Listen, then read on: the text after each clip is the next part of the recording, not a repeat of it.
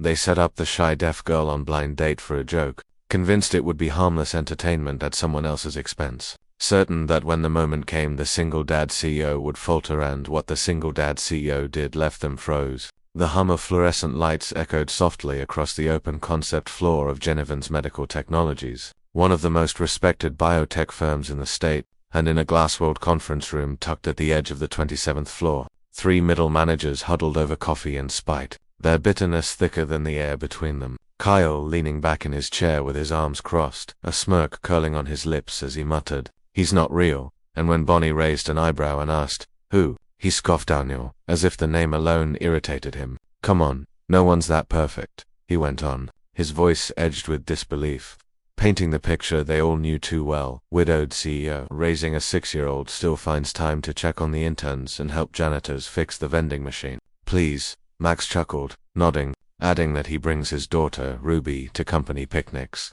and everyone thinks he's some kind of saint. "But saints don't get promoted," Kyle added sharply, reminding them that he's 2 board votes away from overseeing national expansion, and that should have been one of us. Bonnie glancing around before lowering her voice to ask, "So, what are you thinking?" And Kyle's eyes glinted with something colder than ambition as he said, "Expose the act. Put him in a situation where his kindness isn't convenient anymore. Let's see if he stays. Mr. Nice Guy." The plan unfolded quickly, almost to is. Through a friend on a dating app they arranged a blind date for Daniel, and she was beautiful, smart, and kind, but also Deflina Park, a content writer for non-profit organizations. Known for her gentle presence and sharp mind, her profile mostly overlooked except by them who saw a perfect test subject. And they sent an anonymous invitation from a curated match profile suggesting dinner at Riverside Grill, a well-lit upscale restaurant near the river known for its intimate booths and excellent acoustics. While Kyle had already arranged for a tiny wireless camera to be hidden in a floral centerpiece on the table,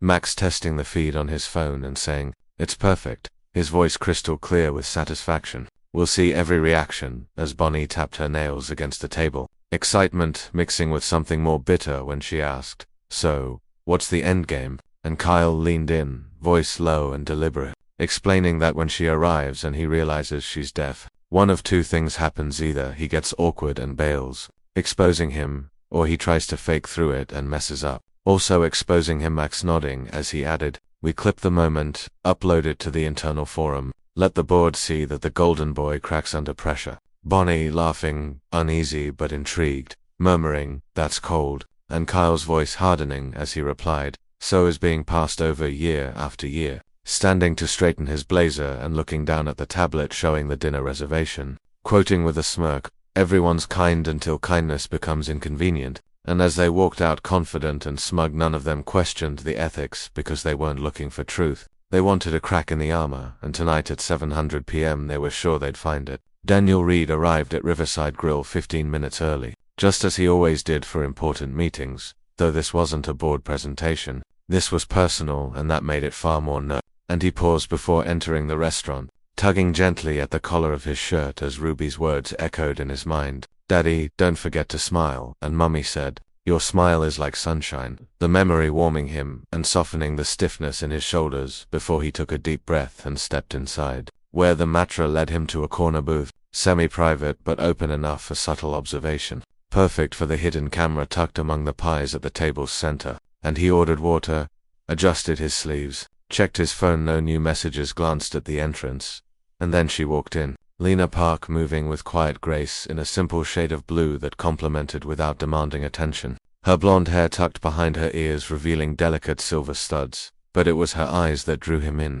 focused, scanning every face, every mouth, and she paused to look at the host, watching carefully as he spoke because she was reading his lips. Daniel's expression not changing though, inside something clicked as he knew she was deaf. And there was no moment of hesitation, no flicker of discomfort when Lena turned and approached the table with measured but unsure steps. Daniel standing to greet her, not with awkward fumbling or exaggerated speech, but with his hands as he signed, "Very nice to meet you," and Lena froze mid, her eyes widening as for a moment she just stared at him before her posture slowly relaxed and a breath she had been holding slipped out, the corners of her lips curling upward in disbelief as she signed back, "You signed," and Daniel nodded, a quiet smile forming as he said, "I do. Not perfectly, but I'm learning." while from a booth on the upper level, Kyle watched the feed on his phone screen. Bonnie leaning over his shoulder and Max sipping his drink, waiting for fireworks that never came because instead the man they had expected to squirm was sitting across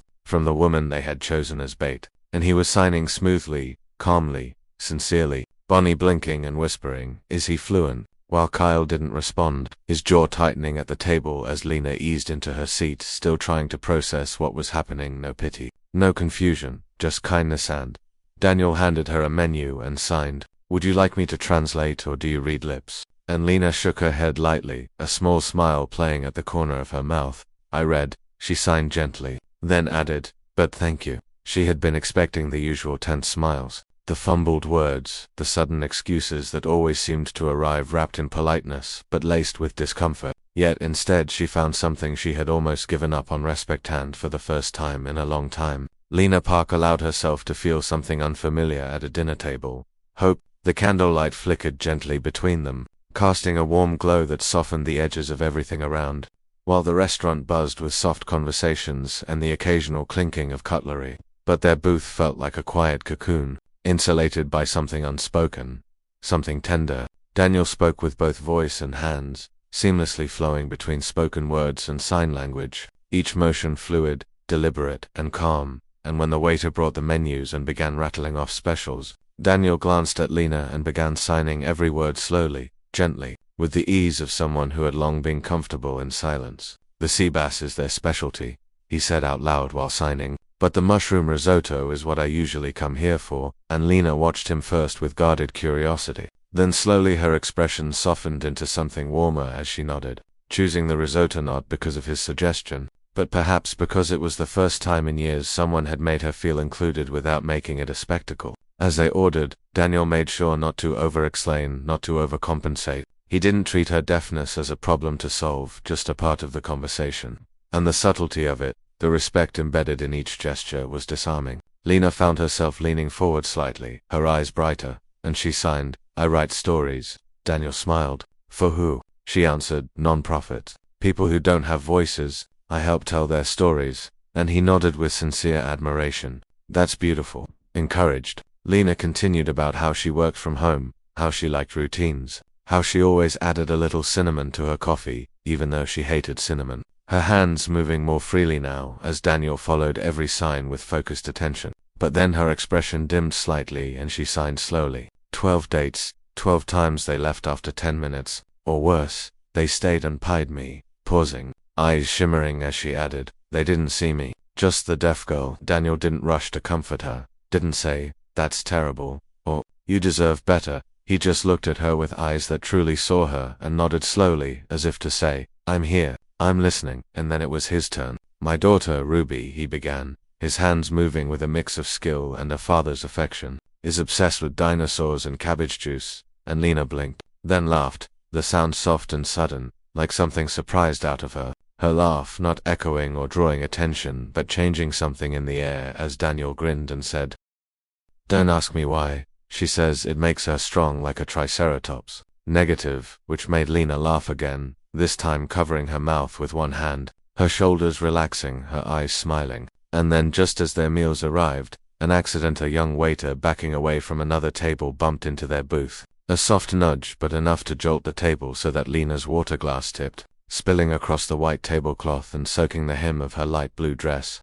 And she gasped quietly, startled, her hands flinching toward her lap as she tried to dab the water with a napkin. But before she could do more, Daniel had already stood up. "No worries," he said, reaching into his coat pocket and pulling out a crisp folded handkerchief, the old-fashioned kind embroidered in one corner, and with calm care he knelt beside her and gently blotted the fabric of her dress knot. Invasive, not hurried, just present. Respectful. Then without hesitation he slipped off his jacket and draped it lightly over her shoulders. "This will keep you warm until it dries," he said, then added in sign, "You're okay." And Lena froze for a moment, eyes wide, because it wasn't the gesture itself but the way he did it. No awkwardness, no forced apology, no exaggerated concern, just quiet human kindness. And she looked at him, her fingers brushing the edge of his jacket, her heart beating harder than she expected, not because she was embarrassed but because something in her was thawing, something that had been cold for far too long. Across the restaurant behind the potted plants, where Kyle Bonnie and Max hid. There was silence. Bonnie leaning forward slightly with her brows drawn as she whispered almost in disbelief, "He's not pretending, that's just who he is." And for the first time none of them had anything to say. The plates had been cleared, the buzz of the restaurant dimmed to a gentle murmur, and Lena and Daniel sat across from each other, no longer leaning forward in anticipation, but resting into the comfort of something real, something rare. Candlelight shimmered faintly between them, dancing in the reflection of their untouched glasses as Lena traced her fingertip along the rim of her water glass. Eyes down for a moment before she looked up, not at Daniel's lips this time, but straight into his eyes, her hands moving slowly as she signed. "I used to think I was too hard to love," and Daniel didn't interrupt. He simply nodded once, subtle, grounded, present, while she continued more fluidly now, fingers speaking the words her heart had held for too long. "Not because I'm deaf, but because no one ever tried long enough to know who I really am." Her eyes not filling with tears because she was past that stage. This wasn't sadness, but quiet truth laid bare as she finished. They saw the silence, the hands, the pauses, and they assumed that meant I was incomplete. "They never saw the rest of me," she finished, and Daniel leaned in slightly, his arms resting on the table, gaze still steady as he signed back. They were wrong. The certainty in his expression quiet but unshakable, and then his voice broke the stillness, gentle, low. "When Ruby was 2, my wife passed away. Heart failure. We had no warning." He paused, his fingers moving in tandem with his words. The memory clearly lived in rather than performed. Suddenly, I wasn't just a father. I was everything, and Lena's expression softened as she tilted her head, listening not only with her eyes but with something deeper, while he continued. "Every diaper, every nightmare, every silly dinosaur obsession, all on me," chuckling softly, not with bitterness but with fondness. "There were nights I'd lie awake and wonder if I was doing it right, if she'd grow up thinking she had half a parent." His hand slowing, his shoulders relaxing as he added, "But she taught me something I thought I'd forgotten, that even broken hearts still have room to love." And silence fell between them, not the kind that screams awkwardness, but the kind that only exists between two people who've seen things, survived things until. Lena reached forward slowly and touched the edge of his sleeve, signing softly, "Ruby's lucky," and he smiled and replied, "So am I." But then Daniel's eyes drifted, not to her but to the surface of his water glass where something caught his attention, a small flicker, a glint, a reflection, and he leaned slightly, narrowing his gaze, seeing there, distorted by the curvature of the glass, the unmistakable outline of a lens, a camera, and he turned slowly, deliberately, above and behind them to the mezzanine level where he saw them come. Bonnie, Max half hidden behind a potted plant, peeking down with pale faces, Daniel's jaw tightening as his chest rose once in a slow inhale, then fell, and he looked at Lena for a second, the weight of the betrayal pressing against him, not just for himself but for her. And she noticed the change in his face, but before she could sign a question, he stood up and said softly, "Excuse me," then turned toward the stairs. Lena watching as Daniel made his way to the upper level, his stride calm but purposeful, while the three culprits scrambled to appear casual, though the guilt clung to their faces like a stain. And he didn't raise his voice, didn't cause a scene. He simply stood before them and said, "Clearly you tried to use her, a woman with more strength and dignity than any of you will ever understand, as a tool to break me." And they said nothing, their silence more damning than any confession, as Daniel stepped closer, his voice low but sharp. "If this was your test, let me give you your answer," pointing downstairs. "I choose her," before turning and walking back. Lena sitting still, not knowing what had happened yet but feeling it, the shift in the air, the way people around them seemed to hush in Daniel's wake until he returned to the table, sat down, took a breath, and looked at her, signing there was a camera. "They set this up, they were watching us," and Lena blinked once, then again, not in shock but in something deeper, something wounded, her hands moving slowly as she asked, "So, what was real?" Daniel hesitated just a second, then lifted his hands, his eyes not wavering as he signed, "From the moment you smiled, everything," his fingers shaking slightly but not stopping,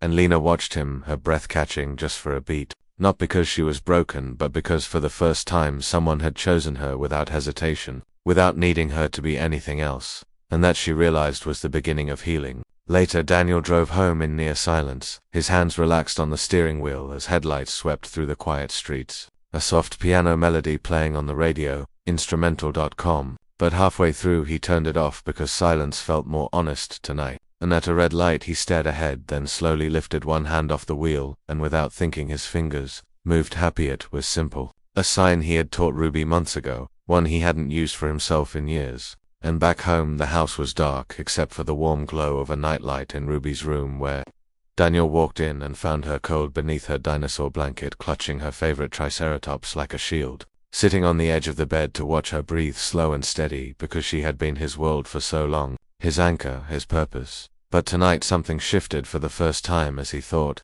"Daddy doesn't feel alone," kissing her forehead and whispering something only she would understand in her dreams before quietly leaving the room. Across the city, Lena closed her apartment door behind her and leaned against it, her shoulders dropping, fingers still trembling because the night had been unlike anything she expected, and somehow that made it scarier. And she walked to the bathroom, sat in front of the mirror, studied herself with eyes still wide with disbelief and lips slightly parted from words never spoken aloud, reaching up to gently touch the edge of her ear, feeling not shame, not regret, but remembrance of all the times she'd sat there before wondering if she was unlovable. And tonight for the first time that thought didn't come. So she turned on her laptop and opened a bookmarked folder, SL Practice Personal, and watched an old video of a woman signing slowly. "Thank you for seeing me." Lena pausing, rewinding, and trying it herself. Her hands moving carefully, a little shaky at first. "Thank you for seeing me," and then again smoother, more certain, letting the video play once more,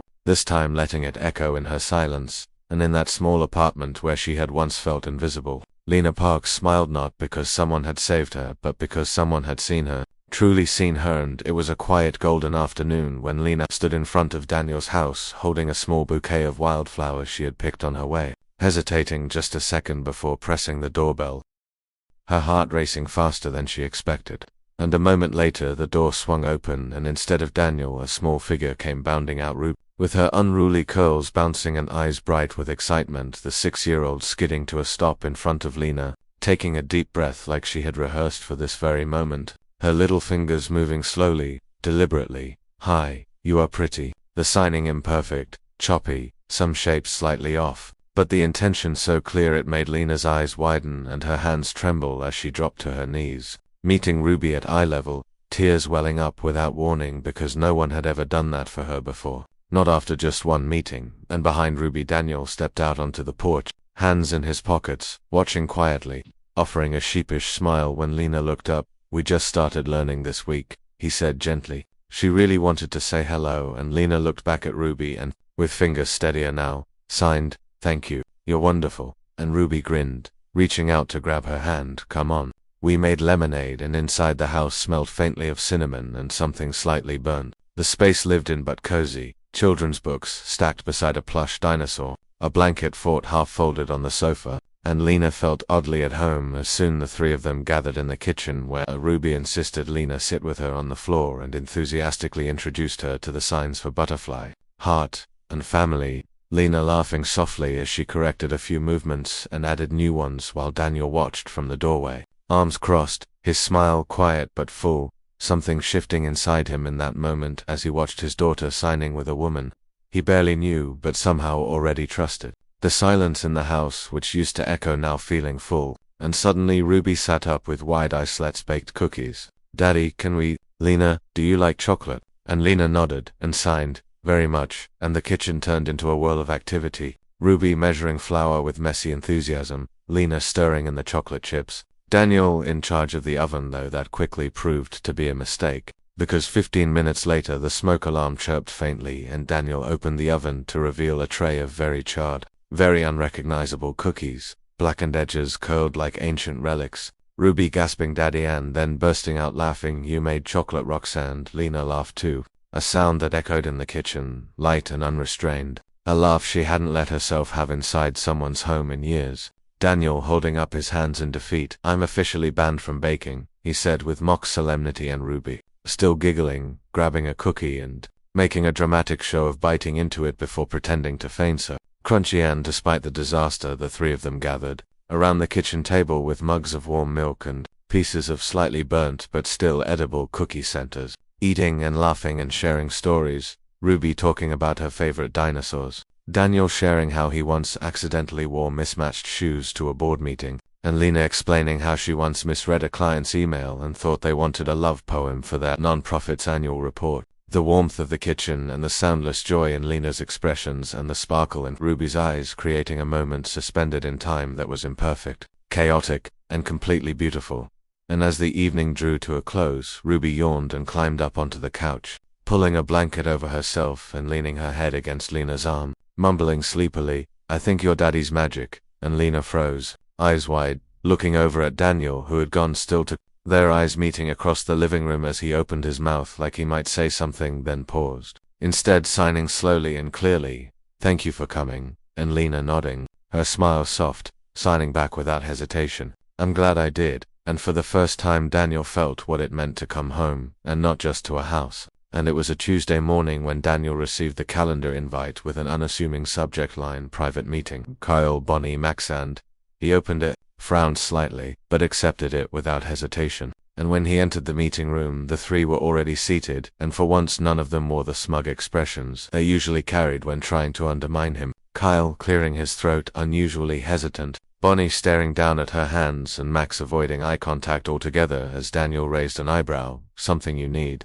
And Kyle nodded, then pulled out a tablet and hit play. The room filling with soft sounds from the video, footage from the hidden camera at Riverside Grill where the plan had been to capture Daniel faltering, fumbling, rejecting the date once he discovered Lena was deaf. But instead it showed none of that. There was Daniel gently signing, "Nice to meet you." There was Lena, her eyes lighting up. There were long moments of laughter, warm glances, shared silence over truthfully painful memories. There was the moment Daniel stood and gently wrapped his coat around Lena's shoulders after a spill, and by the time the footage ended, no one said a word for a full 30 seconds, until Bonnie's voice finally broke the silence, raw and small. "We thought we could expose you, but all we exposed was how wrong we were." Daniel remained silent, his arms folded tightly across his chest, his face revealing no anger at all, only a quiet, unmistakable disappointment, and when he finally spoke, his voice was calm but firm. "Is this all of it?" he asked, and Kyle nodded. "Yes, and you planned this because you thought what? That kindness is a performance?" Max mumbled. "We didn't think it was real." Daniel paused for a long second, letting the weight of that settle in the room, then said, "Thank you for finally seeing that it was." He didn't threaten to report them. He didn't demand punishment. He simply stood and said, "I believe how we make things right says more about us than how we messed up," and then he left the room. 3 days later, the company's CEO held an all-staff meeting, and after the usual quarterly updates, he looked around the room with a smile. "There's one more thing," he said. "We're thrilled to announce that Daniel Reed will be stepping into the new role of Regional Managing Director." Applause filled the room. Daniel gave a polite nod, shook hands, thanked a few well-wishers, but he didn't linger because in his pocket his phone buzzed a message from Lena. "Ruby says she learned how to sign family today, and so did I." Daniel closed his eyes for a second, then placed the phone against his heart, knowing that was the reward that truly mattered. Weekend, the park. It was a golden afternoon, the kind where sunlight filters gently through tree leaves and the breeze smells like spring and memories. Daniel laid out a soft blue and white checkered blanket on the grass, while Ruby twirled around him, full of 6-year-old energy, just as she spotted the ducks near the pond. Lena appeared holding a small woven basket filled with warm banana muffins. "Hi," she signed, smiling. "Hi," Daniel signed back. "We're glad you're here." They sat beneath a tall oak, sharing bites of muffins and stories. Lena teaching Ruby how to sign words like butterfly and dream. Ruby, in turn, creating her own new sinner blend of love and silly, which she decided meant happy.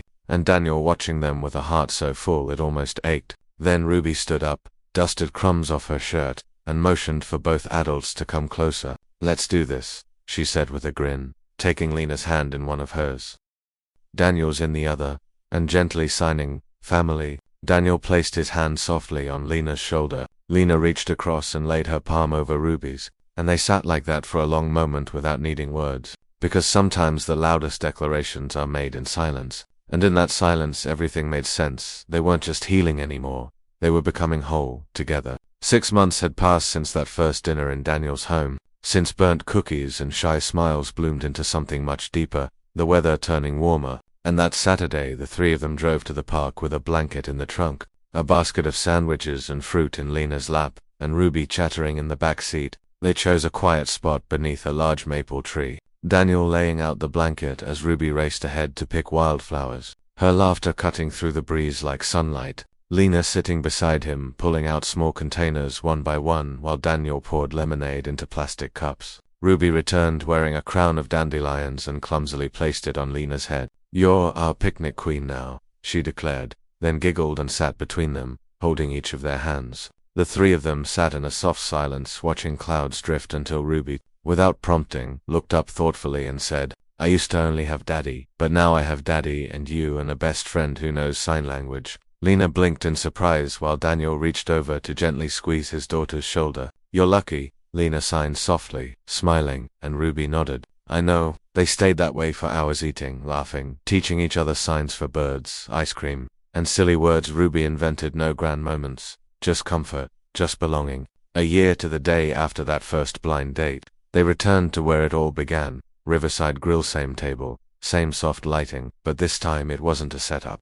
It was something they chose. Daniel wore the same navy suit jacket from that first night, though it fit a little looser now. He'd lost a bit of weight, chasing Ruby through parks while Lena wore a cream dress. Simple and elegant, her hair loosely pinned back, a soft touch of gloss on her lips. Ruby sat between them in a pink tulle dress, her feet swinging beneath the chair. Instead of menus, the waiter brought out a small cake, and Lena looked at it curiously, but before she could ask, Ruby stood, cleared her throat, and turned toward her, her small hands moving with careful precision through the signs Daniel had taught her in secret over the past month. "Miss Lena, will you be my mom forever?" Lena gasped, her hand flying to her mouth, her eyes filling, and then Daniel stood, reached into his pocket, and pulled out a small velvet box. Slowly he knelt beside his daughter, looking up at Lena.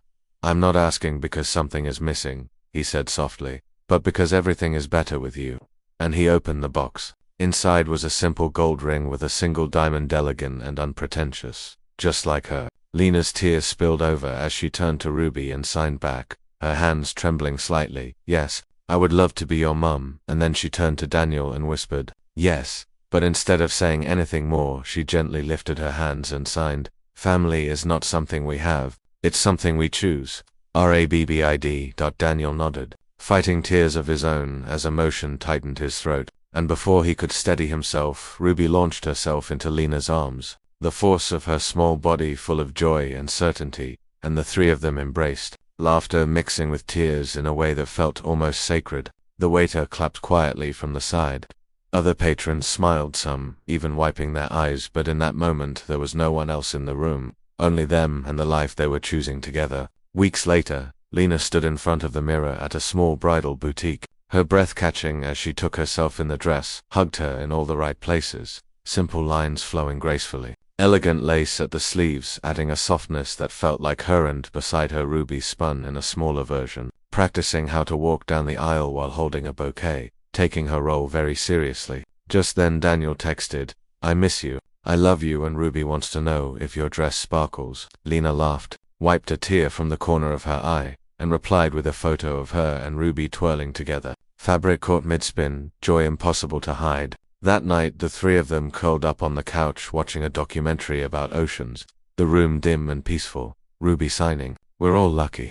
Before drifting off to sleep between them, her breathing soft and even, Daniel looked at Lena, then down at Ruby, and whispered, "We're not just a family, we're a choice, and I choose this every single time." And in the quiet that followed, Lena reached over, took his hand, and signed back, "Always thank you for watching this heartwarming journey of love, healing, and chosen family." If Lena, Daniel, and little Ruby touched your heart, imagine how many more stories like theirs are waiting to be told. At Kindness and Love Tales, we believe in the power of compassion and second chances. Don't forget to like, share, and subscribe to our channel for more emotional stories that stay with you long after the video ends. Hit the bell icon so you never miss a tale that might just restore your faith in love. See you in the next story.